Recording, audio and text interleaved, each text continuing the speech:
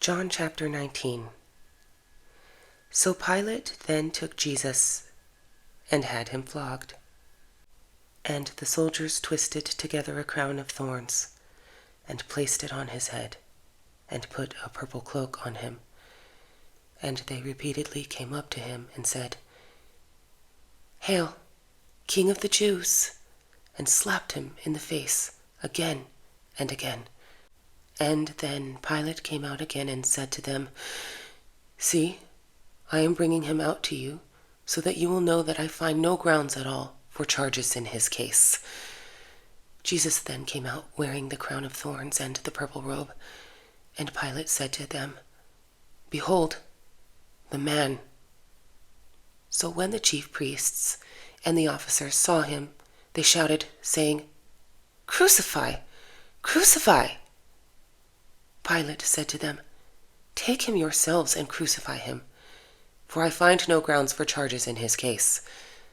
The Jews answered him, "We have a law, and by the law he ought to die, because he made himself out to be the Son of God."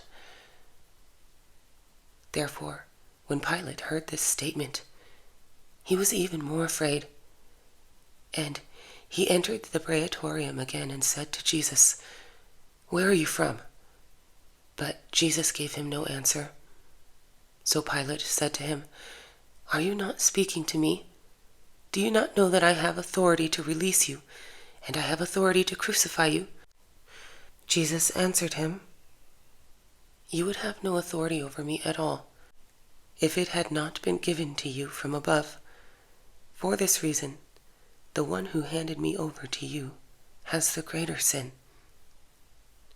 As a result of this, Pilate made efforts to release him, but the Jews shouted, saying, "If you release this man, you are not a friend of Caesar. Everyone who makes himself out to be a king opposes Caesar." Therefore, when Pilate heard these words, he brought Jesus out and sat down on the judgment seat at a place called the Pavement, but in Hebrew, Gabbatha. Now it was the day of preparation for the Passover. It was about the 6th hour, and he said to the Jews, "Look, your king." So they shouted, "Away with him! Away with him! Crucify him!" Pilate said to them, "Shall I crucify your king?" The chief priests answered, "We have no king except Caesar." So he then handed him over to them to be crucified. They took Jesus, therefore, and he went out, carrying his own cross, to the place called the place of a skull, which in Hebrew is called Golgotha. There they crucified him, and with him 2 other men, one on either side, and Jesus in between. Now Pilate also wrote an inscription and put it on the cross. It was written, "Jesus the Nazarene, the King of the Jews." Therefore many of the Jews read this inscription, because the place where Jesus was crucified was near the city, and it was written in Hebrew, Latin, and in Greek. So the chief priests of the Jews were saying to Pilate, "Do not write the King of the Jews. Rather write that he said, 'I am King of the Jews.'" Pilate answered, "What I have written, I have written." Then the soldiers, when they had crucified Jesus, took his outer garments and made 4 parts, a part to each soldier, and the tunic also, but the tunic was seamless, woven in one piece. So they said to one another, "Let's not tear it, but cast lots for it, to decide whose it shall be." This happened so that the scripture would be fulfilled. "They divided my garments among themselves, and they cast lots for my clothing." Therefore the soldiers did these things. Now beside the cross of Jesus stood his mother's sister, Mary the wife of Clopas, and Mary Magdalene. So when Jesus saw his mother and the disciple whom he loved standing nearby, he said to his mother, "Woman, behold your son." Then he said to the disciple, "Behold, your mother." And from that hour the disciple took her into his own household.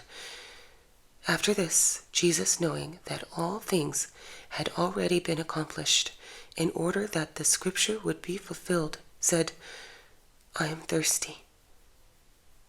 A jar full of sour wine was standing there, so they put a sponge full of the sour wine on a branch of hyssop and brought it up to his mouth. Therefore, when Jesus had received the sour wine, he said, "It is finished."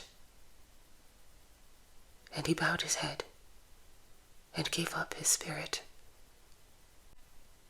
Now then, since it was the day of preparation, to prevent the bodies from remaining on the cross on the Sabbath, for that Sabbath was a high day, the Jews requested of Pilate that their legs be broken and the bodies be taken away.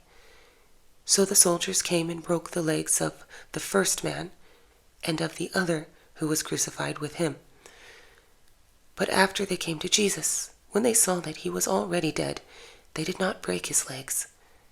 Yet one of the soldiers pierced his side with a spear, and immediately blood and water came out. And he who has seen has testified, and his testimony is true. And he knows that he is telling the truth, so that you also may believe.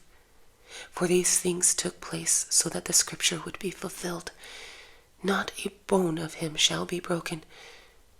And again another scripture says, "They will look at him whom they pierced." Now after these things, Joseph of Arimathea, being a disciple of Jesus, but a secret one for fear of the Jews, requested of Pilate that he might take away the body of Jesus, and Pilate granted permission. So he came and took away his body. Nicodemus, who had first come to him by night, also came, bringing a mixture of myrrh and aloes, about 100 litres weight. So they took the body of Jesus and bound it in linen wrappings with the spices, as is the burial custom of the Jews. Now in the place where he was crucified there was a garden, and in the garden was a new tomb in which no one had yet been laid. Therefore, because of the Jewish day of preparation, since the tomb was nearby, they laid Jesus there.